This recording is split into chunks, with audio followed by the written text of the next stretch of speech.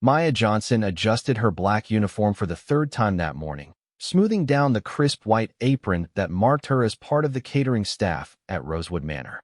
The grand estate sprawled across 20 acres of perfectly manicured lawns, its Victorian architecture gleaming in the early September sunlight. Today, it would host what the local newspapers had already dubbed the wedding of the decade. She checked her reflection in the service elevator's polished doors. At 28, Maya had learned to present herself with quiet confidence, even when her surroundings screamed luxury that most people could only dream of. Her dark hair was pulled back in a neat bun, and her makeup was subtle but professional. She looked every inch the experienced server she was trained to be. The elevator dinged softly as it reached the main floor, opening to reveal a bustling scene of controlled chaos.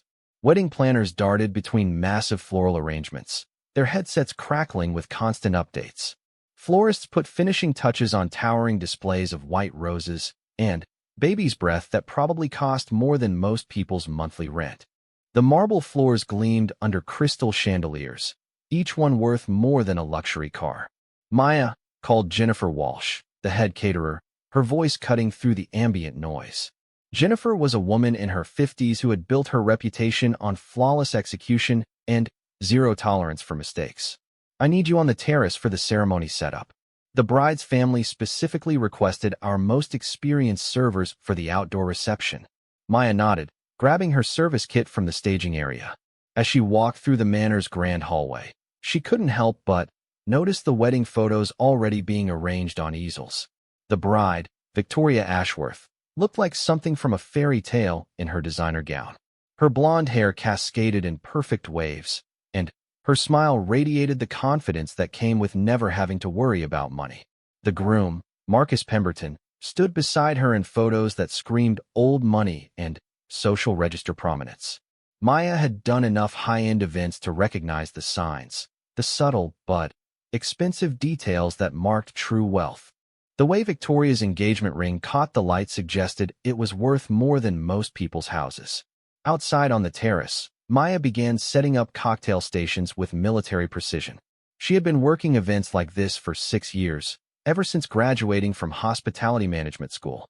What the guests didn't know, what none of them could possibly guess, was that Maya's last name wasn't really Johnson. That was the name she used for work.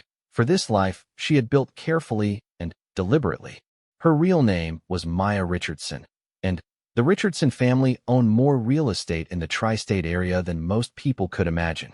Her great-grandfather had started with a single apartment building in the 1940s. By the time Maya was born, Richardson Holdings was a real estate empire worth over $200 million.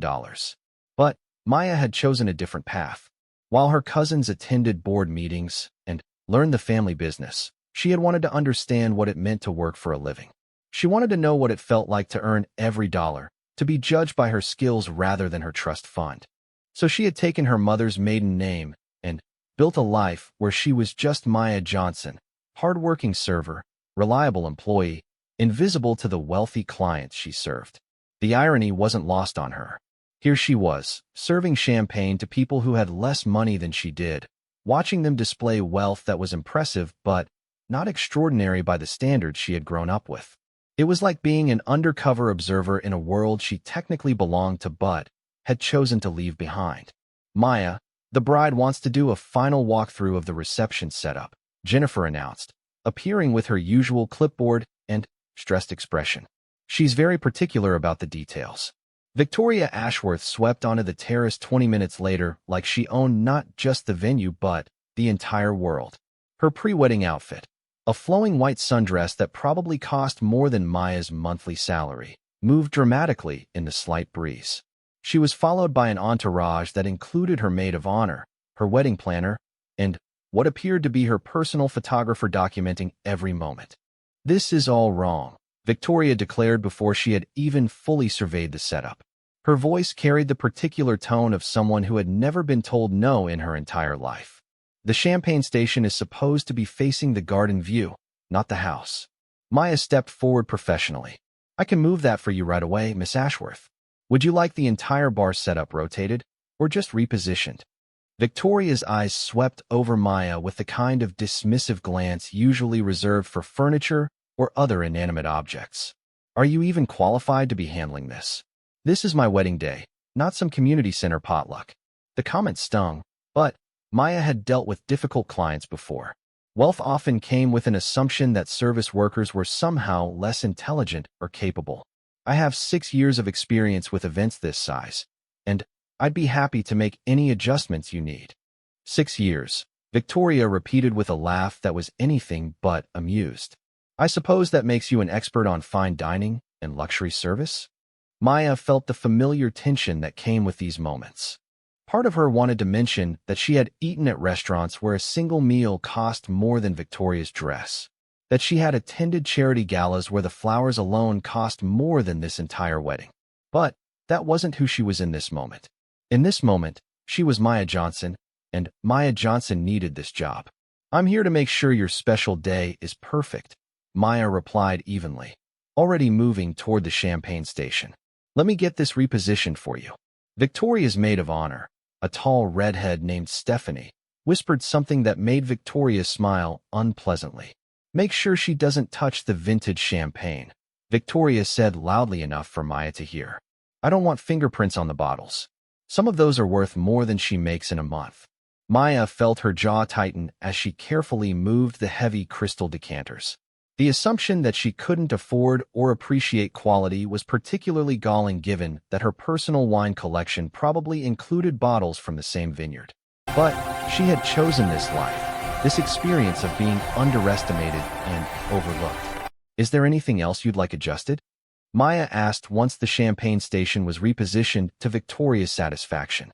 Victoria looked around the terrace with the critical eye of someone determined to find fault. The napkins are folded wrong. And these flowers look cheap. Are you sure this is the arrangement we ordered?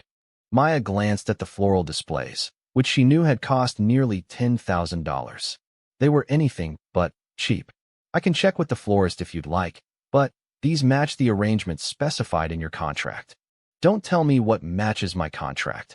Victoria snapped, her voice rising enough to attract attention from the wedding planner and photographer. I know what I ordered, and this isn't it. The wedding planner, sensing crisis, stepped forward diplomatically. Victoria, darling, these are exactly what we discussed. Remember? The cascading roses with the eucalyptus accents. Victoria's face flushed slightly, caught in her mistake. Instead of backing down gracefully, she seemed to double down on finding fault elsewhere. Her gaze fixed on Maya with renewed intensity. Fine, but I want different servers for the ceremony, Victoria declared. I don't want. She gestured vaguely at Maya. This level of staff visible during the important moments. Can't you find someone more appropriate? The words hung in the air like a physical slap. Maya felt every person on the terrace suddenly, paying attention to the conversation. The wedding planner looked uncomfortable, Jennifer appeared mortified, and even Victoria's entourage seemed surprised by the bluntness of the comment. I'm sorry, Miss Ashworth, Jennifer interjected quickly, but Maya is one of our most experienced and professional servers. She's worked events for governors, celebrities, and I don't care who she's worked for. Victoria cut her off. This is my wedding, and I want appropriate staff. Surely you can understand that. Maya felt something shift inside her chest. It wasn't anger, exactly, though that was certainly part of it. It was more like a door closing on the tolerance she had built up over years of staying silent. The assumption that she wasn't appropriate because of how she looked, because of the color of her skin, hit deeper than comments about her qualifications or experience. What exactly makes me inappropriate? Maya asked quietly, her voice steady despite the storm building inside her.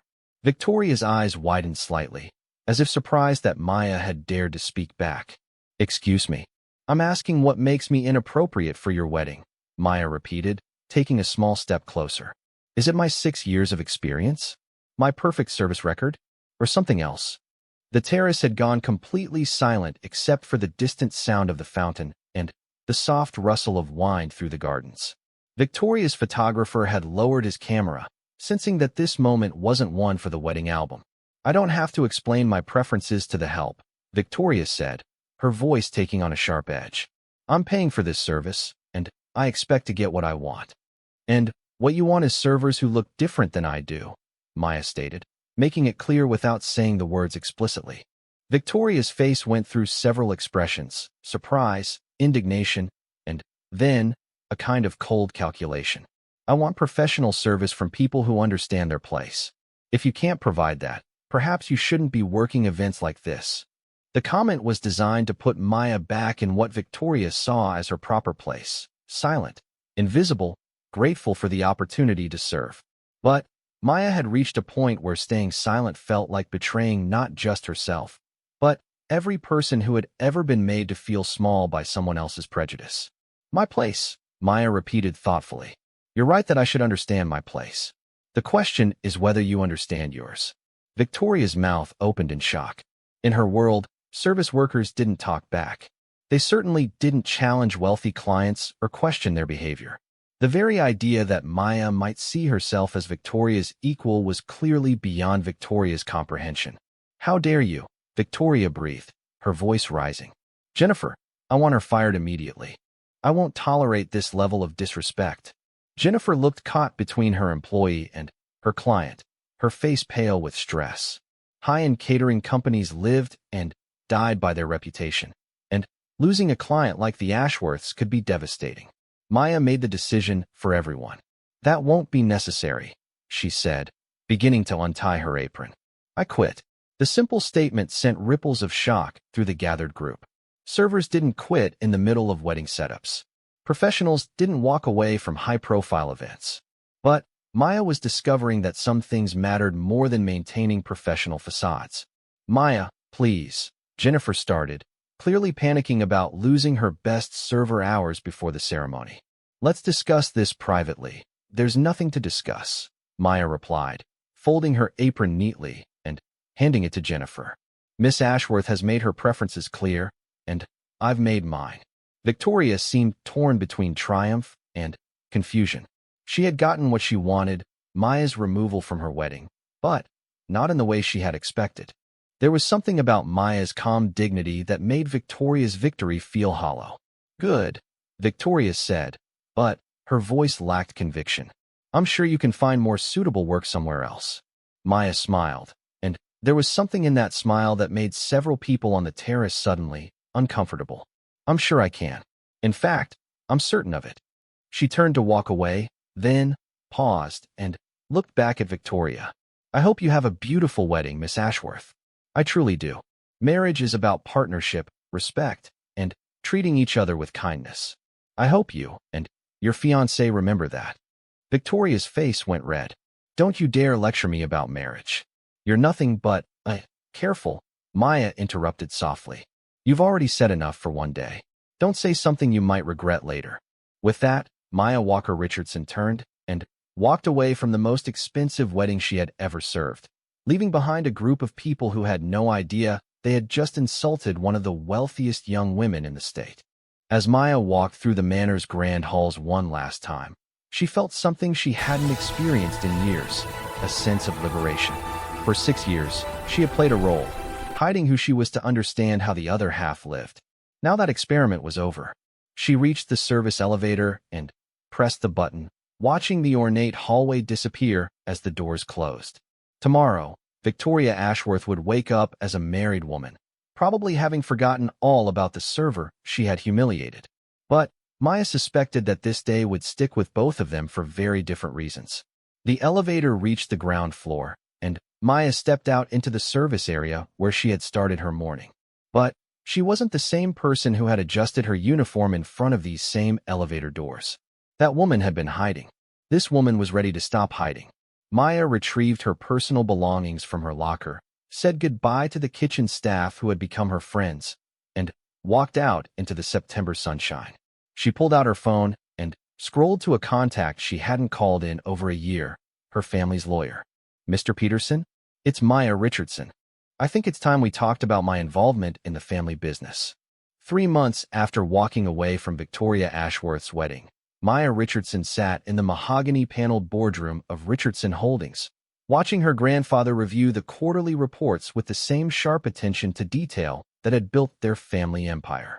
At 78, Charles Richardson still commanded respect from every real estate developer, city planner, and politician in the tri-state area. The Harbor District project is ahead of schedule, he was saying, pointing to architectural renderings spread across the conference table. We'll break ground on the luxury condominiums next month. Expected completion is 18 months, with pre-sales already at 60%. Maya studied the plans with new interest. For 6 years, she had deliberately stayed away from family business meetings, determined to build her own identity outside of Richardson money and influence. Now, sitting in the chair that would someday be hers, she felt the weight of responsibility settling on her shoulders like an expensive coat. "What about the Pemberton property?" asked her cousin David, who had been managing day-to-day operations while Maya was away. "The old warehouse district downtown. Are we still interested in that development opportunity?" Maya's attention sharpened at the familiar name. Pemberton, as in Marcus Pemberton, Victoria's new husband. She had done some research after the wedding incident, curious about the family that had raised someone so casually cruel.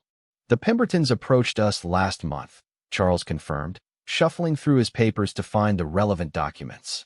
"They're looking for a buyer for those old textile warehouses. 12 buildings, prime downtown location. But they need significant renovation investment." "What kind of money are they asking?" Maya asked, speaking up for the first time during the meeting. Her grandfather looked pleased to see her engaging with business details. $47 million for the entire portfolio. It's a fair price, considering the location and development potential. We could transform that area into mixed-use space, residential, commercial, maybe some upscale retail. Maya nodded thoughtfully. She had driven through that part of downtown many times during her years working catering events. The old warehouses were beautiful in their way, with solid brick construction and enormous windows that would be perfect for modern lofts. But they had been sitting empty for years while the Pemberton family apparently couldn't decide what to do with them. "Why are they selling now?" she asked. David consulted his notes. "From what I understand, the family has some cash flow issues. Old money doesn't always mean liquid money, and maintaining 12 buildings without rental income gets expensive. Young Marcus just got married, and apparently his wife has some ambitious ideas about lifestyle changes." Maya felt a small smile tug at her lips. So Victoria's champagne tastes were already putting pressure on the Pemberton finances. "Interesting. I'd like to take the lead on this negotiation," Maya announced, causing both her grandfather and cousin to look at her with surprise. "Are you sure?" Charles asked. "It's a complex deal, and you've been away from the business for 6 years, Maya finished. "But I think those 6 years taught me things about how regular people live and work that might be valuable here. If we're going to develop that area into mixed-use space, we should understand what the community actually needs." Charles nodded slowly. "That's good thinking. But, Maya, the Pembertons aren't regular people. They're old money, old family, old ways of doing business. They'll expect a certain level of traditional approach." Maya's smile grew more pronounced. "Don't worry, grandfather. I understand exactly how to deal with people like the Pembertons." 2 days later, Maya sat in her newly assigned office, reviewing everything she could find about Pemberton Holdings and the warehouse properties. The research painted a picture of a family business that had been slowly declining for decades. Marcus's father, Robert Pemberton, seemed competent but uninspired. The company had diversified poorly, making investments in industries they didn't understand while letting their core real estate holdings deteriorate. Marcus himself appeared to have little involvement in the business beyond showing up for board meetings and collecting dividends. His new wife, Victoria, meanwhile, had already made local society pages with her expensive renovations to the family estate and her plans for extensive European travel. Maya's assistant knocked on her office door. "Ms. Richardson? Robert Pemberton is here for your meeting." "Send him in, please," Maya replied, straightening her blazer. She had chosen her outfit carefully, a tailored navy suit that spoke of serious business intentions without being flashy. Her hair was pulled back in a neat chignon, and her jewelry was minimal but expensive. She looked every inch the successful business executive she was about to become. Robert Pemberton entered her office with the bearing of a man accustomed to being the most important person in any room. He was tall, distinguished, with silver hair and the kind of casual confidence that came from generations of family wealth. Behind him walked a younger man who could only be Marcus, blonde, handsome, and wearing the slightly bored expression of someone who considered business meetings a necessary evil. "Mr. Richardson," Robert began, extending his hand before realizing his mistake. "I'm sorry, I was expecting to meet with Charles Richardson." "My grandfather sends his apologies," Maya replied smoothly, standing to shake hands with both men. "I'm Maya Richardson, and I'll be handling this transaction for Richardson Holdings." She watched Marcus's face carefully as she introduced herself, but there was no recognition there. To him, she was just another business executive in an expensive suit. The idea that he might have met her under different circumstances clearly never occurred to him. "Well," Robert said, settling into one of the leather chairs across from Maya's desk, "I suppose business is business, regardless of who's conducting it." The comment carried just a hint of condescension that told Maya everything she needed to know about Robert Pemberton's attitude toward women in business. This was going to be interesting. "Indeed it is," Maya agreed. "I've reviewed the property portfolio, and I have some questions about the condition assessments and renovation estimates." For the next hour, Maya walked the Pembertons through a detailed analysis that demonstrated both her thorough preparation and her sophisticated understanding of real estate development. She asked pointed questions about structural issues, discussed zoning complications, and identified several problems that would require expensive solutions. Marcus grew visibly restless as the meeting progressed, checking his phone periodically and shifting in his chair. It was clear that detailed business discussions weren't his strong suit. "The bottom line," Maya said finally, "is that our initial assessment suggests the properties need more work than your estimates indicate. The electrical systems alone will require complete replacement in 8 of the 12 buildings." Robert's face tightened. "Our contractors assured us that the electrical work would be minimal." "Your contractors may not have done a thorough enough inspection," Maya replied diplomatically. "We've had our people go through each building, and the infrastructure needs are significant." She slid a folder across her desk with Richardson Holdings' independent assessment. The repair estimates were substantially higher than what the Pembertons had provided, which meant the properties were worth considerably less than their asking price. "This is unexpected," Robert said, scanning the documents with growing concern. "Which brings us to our offer," Maya continued. "Given the additional renovation costs we've identified, Richardson Holdings is prepared to offer $38 million for the portfolio." Marcus straightened in his chair for the first time during the meeting. $38 million? Our asking price was $47 million. Your asking price was based on incomplete information about the property's condition, Maya explained patiently. We're offering a fair price based on actual renovation costs and market realities. Robert looked uncomfortable. Maya suspected that the Pembertons had been counting on the full $47 million to solve whatever financial pressures they were facing. A $9 million reduction would create significant problems. "We'll need time to consider this," Robert said finally. "Of course," Maya agreed. "But I should mention that our offer includes a 60-day closing period, which is quite fast for a transaction this size. We understand that timing may be important to you." The implication was clear. Richardson Holdings knew the Pembertons needed money quickly, and they were prepared to provide speed in exchange for price concessions.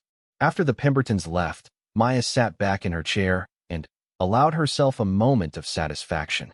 The negotiation had gone exactly as she had hoped. She had established herself as a serious player while putting the Pembertons in a difficult position. They could either accept her lower offer or continue looking for a buyer willing to pay full price despite the property issues. Her phone buzzed with a text from David. "How did it go?" She typed back, "Better than expected. They'll be back." Maya was right. 2 weeks later, Robert Pemberton called to request another meeting. This time, he came alone, without Marcus, which told Maya that the family had decided to treat this as a serious business negotiation rather than a social obligation. "We've had time to review your assessment," Robert began, settling into the same chair he had occupied during their first meeting. "Some of your findings are concerning." "I imagine they are," Maya replied sympathetically. "Old buildings often have hidden problems that don't become apparent until you really dig into the infrastructure.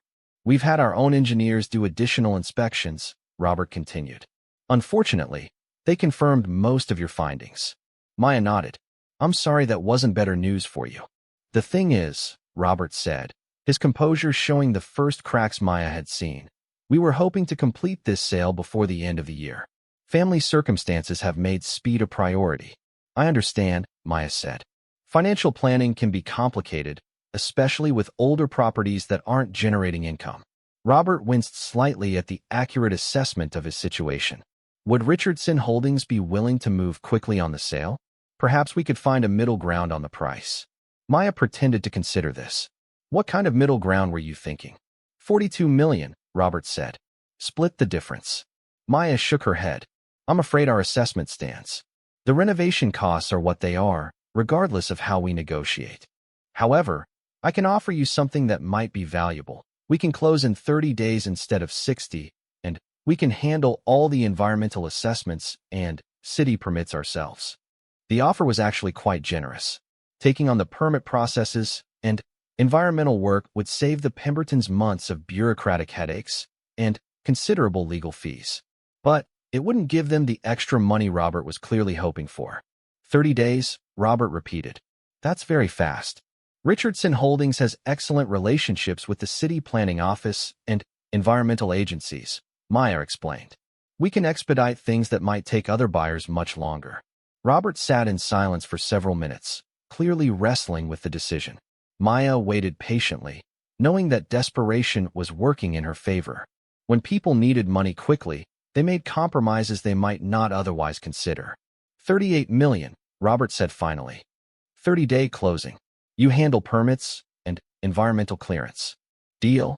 Maya agreed, standing to shake hands. I'll have our lawyers draw up the contracts this week. As Robert left her office, Maya felt the particular satisfaction that came from a well-executed business negotiation. She had gotten the properties she wanted at the price she was willing to pay, while giving the Pembertons enough speed and convenience to make the deal acceptable. 6 months after the warehouse deal closed, Maya Richardson stood in the construction trailer overlooking the former Pemberton properties, watching crews install windows in what would become the Harbor District's first affordable housing complex. The transformation had been remarkable. The old textile warehouses were being converted into modern loft apartments, while new construction filled the empty lots with townhouses and small business spaces. The community center is ahead of schedule, reported Sarah Chun, the project manager Maya had hired to oversee the development. We should be ready for the grand opening next month. Maya nodded, reviewing the plans spread across the trailer's conference table. The community center had been her personal priority, a space that would offer job training programs, childcare services, and meeting rooms for local organizations. It wasn't the most profitable part of the development, but it was the part she was most proud of. What about the retail spaces? Maya asked. 70% leased already, Sarah replied with satisfaction.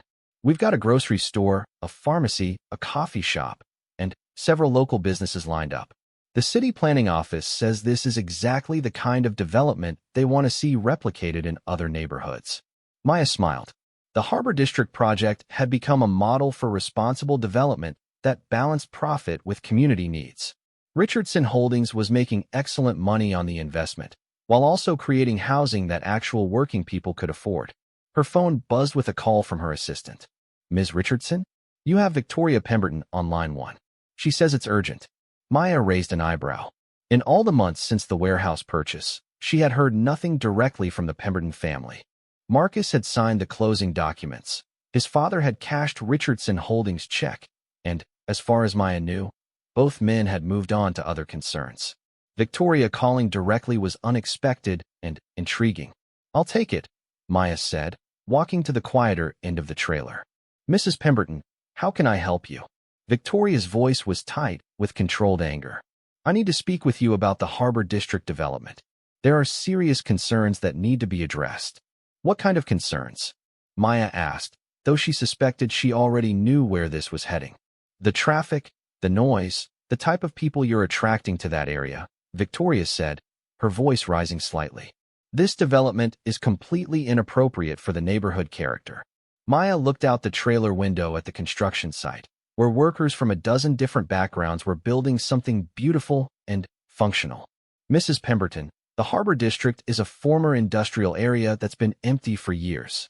We're bringing jobs, housing, and services to a part of the city that needed investment. You're bringing crime and Congestion, Victoria shot back. Do you have any idea what this is doing to property values in the surrounding areas? Actually, I do, Maya replied calmly. Property values in the adjacent neighborhoods have increased by an average of 12% since construction began. The Harbor District development is being seen as a positive catalyst for the entire area. There was a pause on the line, as if Victoria hadn't expected Maya to have specific data ready. Well, regardless of property values, this isn't the kind of development that belongs in this part of the city. We need something more appropriate. There was that word again. Appropriate. Maya felt the same tightness in her chest that she had experienced 9 months ago at Rosewood Manor, when Victoria had declared her inappropriate for serving at a wedding. What would be more appropriate? Maya asked, her voice carefully neutral. Luxury condominiums, Victoria said immediately. High-end retail. The kind of development that attracts the right sort of residents. Not this affordable housing project that you're building. Maya felt a cold clarity settle over her. The right sort of residents. I see. And what sort would that be exactly? People who can afford to maintain the neighborhood standards, Victoria replied, apparently oblivious to how her words sounded. Professionals, executives, families with the resources to invest in the community properly. Families like yours, Maya said. Well, yes. Families who understand what it takes to maintain a quality neighborhood. Maya was quiet for a moment, processing the conversation. Victoria was essentially arguing that working-class people, teachers, nurses, police officers, the kind of people who would live in Maya's affordable housing units, didn't deserve to live in a nice neighborhood because they couldn't afford to buy million-dollar condominiums. Mrs. Pemberton, Maya said finally, can you meet me at the development site tomorrow afternoon? I'd like to show you exactly what we're building here. Victoria seemed surprised by the invitation. Yes, I suppose I could do that. 2 o'clock. Perfect. I'll meet you at the main entrance on Harbor Street. After hanging up, Maya stood looking out at the construction site for several minutes. Workers were installing playground equipment in what would become the development's Central Park. Families had already started moving into the completed units, and she could see children playing in the temporary play areas while their parents chatted with neighbors. Sarah approached with a puzzled expression. Everything okay? You look like you're planning something. Maya smiled. I am. Tomorrow afternoon, we're going to have a very important visitor. I want everything looking perfect. The next day, Maya arrived at the Harbor District development 30 minutes early, wanting to walk through the completed sections one more time. The transformation really was remarkable. Where old, empty warehouses had stood just months ago, there was now a vibrant community taking shape. The affordable housing units were beautifully designed, with large windows, modern kitchens, and small balconies or patios. The market-rate townhouses were equally attractive, creating economic diversity without the stark divisions that often characterized urban development. The community center buzzed with activity, seniors attending a computer class, parents dropping children at the subsidized daycare, teenagers participating in an after-school tutoring program. Victoria arrived precisely at 2 o'clock, stepping out of a black BMW that probably cost more than most of the development's residents made in a year. She was dressed in designer jeans and a cashmere sweater, her blonde hair perfectly styled despite the construction site setting. She looked around the development with the expression of someone who had arrived at the wrong party. Mrs. Pemberton, Maya greeted her, walking over with a welcoming smile. Thank you for coming. I'm excited to show you what we've accomplished here. Victoria's eyes narrowed slightly as she got a closer look at Maya. Have we met before? You look familiar. I don't believe we've been formally introduced, Maya replied, which was technically true. I'm Maya Richardson, managing partner of Richardson Holdings. Recognition flickered in Victoria's eyes, but she couldn't quite place the memory. Maya wasn't surprised. Wealthy people like Victoria encountered so many service workers that individual faces tended to blur together. Let's start with the residential units, Maya suggested, leading Victoria toward the completed apartment buildings. We've designed these specifically for working families, teachers, nurses, police officers, firefighters. The kind of people who serve the community but often can't afford to live in it. Victoria followed reluctantly, her designer heels clicking on the new sidewalks. They seem adequate, I suppose. But don't you think affordable housing would be better located somewhere less central? Somewhere that wouldn't impact existing neighborhoods? Maya stopped walking and turned to face Victoria directly. Where exactly do you think working people should live, Mrs. Pemberton? The question caught Victoria off guard. Well, there are areas of the city that are more suitable for this type of housing. Areas where it wouldn't conflict with established communities. You mean poorer areas, Maya said bluntly. Areas where property values are already low, where schools are underfunded, where there's less access to jobs and services. Victoria's face flushed slightly. I'm talking about appropriate planning. Not every neighborhood is suitable for every type of development. Maya resumed walking, leading Victoria toward the community center. Let me show you something. Inside the community center, the afternoon was bustling with activity. In one room, elderly residents attended a financial literacy class taught by volunteers from a local bank. In another, preschoolers played while their parents attended English language classes. The main hall hosted a job fair, with local businesses interviewing potential employees. This is Maria Santos, Maya said, introducing Victoria to a young woman staffing a table for the local school district. Maria's a teacher at the elementary school 3 blocks from here. She lives in one of our affordable units with her 2 children. Maria smiled warmly. Ms. Richardson, it's so good to see you. I wanted to thank you again for including the after-school program space. It's made such a difference for working parents in the neighborhood. After they moved on, Victoria was quiet for several minutes. Maya led her through more of the community center, introducing her to residents and explaining the various programs that Richardson Holdings had funded as part of the development. The woman we just met, Victoria said finally, the teacher. She seems very articulate. Maya felt her jaw tighten. Maria has a master's degree in education and speaks 3 languages fluently. Why wouldn't she be articulate? Victoria realized her mistake too late. That's not what I meant. I just meant that she seems professional. She is professional, Maya agreed. Just like the nurse who lives in Unit 3B, and the police officer in 7A, and the firefighter in the townhouse on Harbor Lane. They're all professionals who serve this community every day. They walked outside toward the Central Park, where children were playing on the new playground equipment while their parents sat on benches, talking and laughing. It was exactly the kind of scene that urban planners dreamed about. Diverse families creating community in a beautiful, functional space. I still think, Victoria said, her voice taking on the stubborn tone Maya remembered from the wedding, that this area would be better served by luxury development. Higher-income residents would bring more tax revenue, better schools, increased property values. Maya stopped walking and turned to face Victoria completely. Mrs. Pemberton, let me ask you something. What do you think happens to teachers and nurses and police officers when they can't afford to live in the communities they serve? Victoria looked genuinely puzzled by the question. I suppose they commute from wherever they can afford to live. They commute from an hour away, Maya explained patiently, which means longer hours, less time with their families, higher transportation costs, and less connection to the communities they're serving. When you price out working people, you create communities that can't function properly. But surely there are other solutions, Victoria protested. Government programs, or something. Maya studied Victoria's face, seeing genuine confusion there. It occurred to her that Victoria had probably never thought seriously about how communities actually functioned.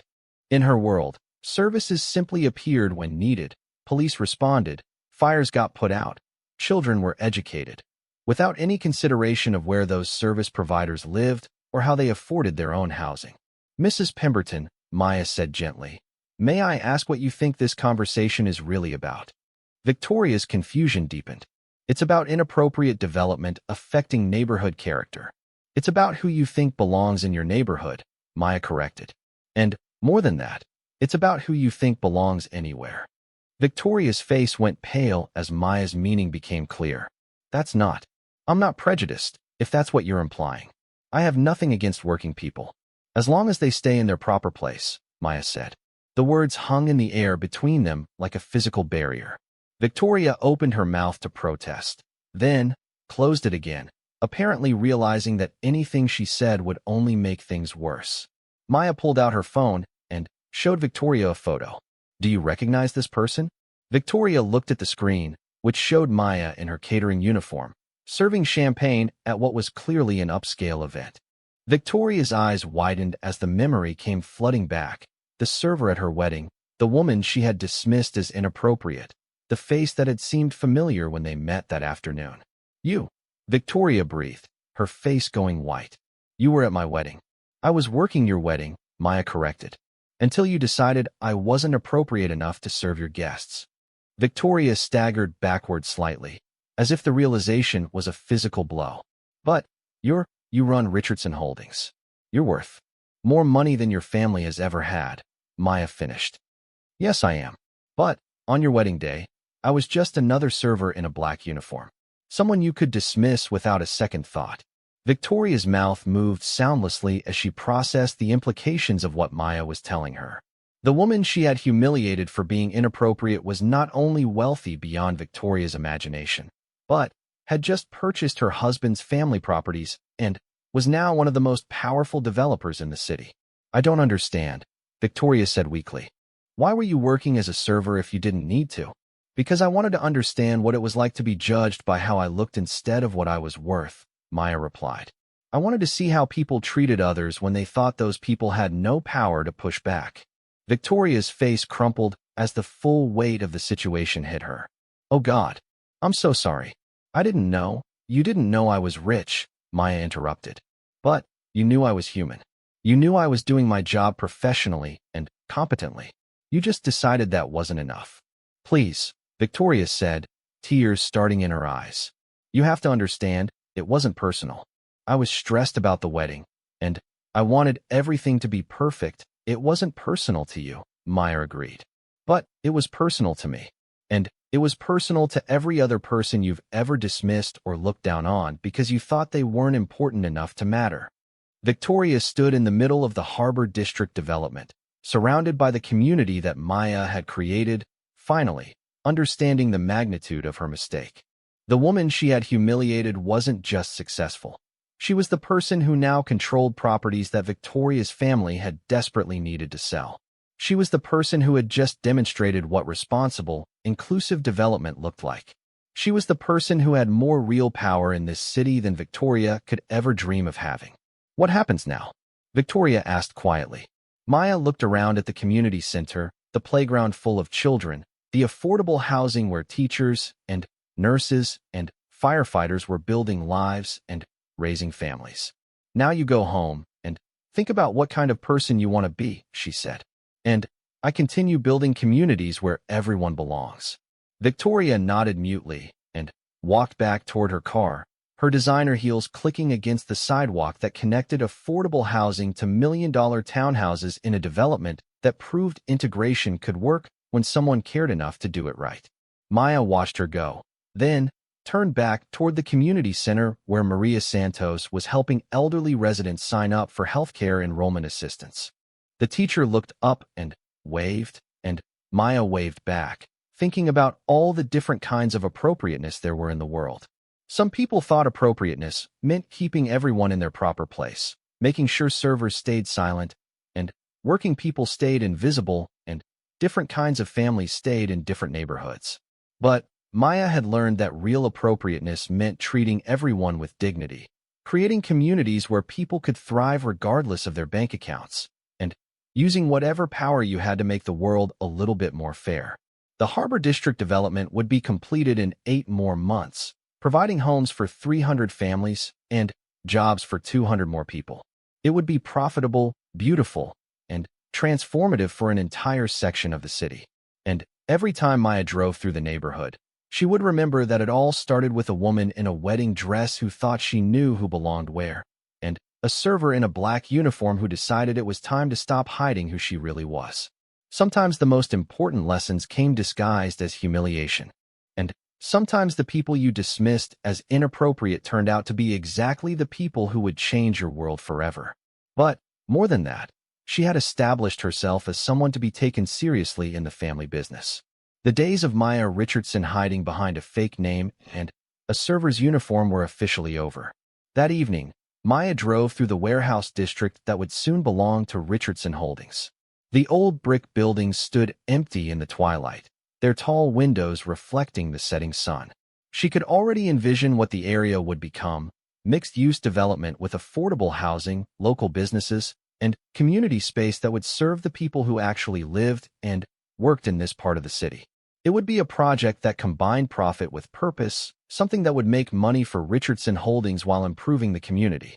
The kind of development that Maya had dreamed about during her years serving champagne to people who never thought about where their servers lived or how they afforded rent. As she drove home, Maya thought about Victoria Ashworth, now Victoria Pemberton, and wondered if she had any idea that her husband's family had just sold $9 million worth of assets to the woman she had humiliated 3 months ago. Probably not. People like Victoria rarely paid attention to business details, especially when they involved people they considered beneath their notice. But Maya was beginning to think it might be time for Victoria to start paying attention. After all, in a city like theirs, paths had a way of crossing again, often when people least expected it. The real estate business was a small world, and Maya Richardson was about to become a very big player in it. As she drove away from Rosewood Manor, Maya could see the final wedding preparations taking place in her rearview mirror. Servers scurried around the terrace, florists made last-minute adjustments, and somewhere inside, Victoria Ashworth was probably getting her hair done, convinced that she had handled an unpleasant situation with appropriate firmness. What Victoria didn't know, what none of them knew, was that the woman she had dismissed as inappropriate help was about to become a very different kind of problem. Maya Richardson was coming home, and she was bringing with her a new understanding of how power worked when you were on both sides of it. The real story was just beginning.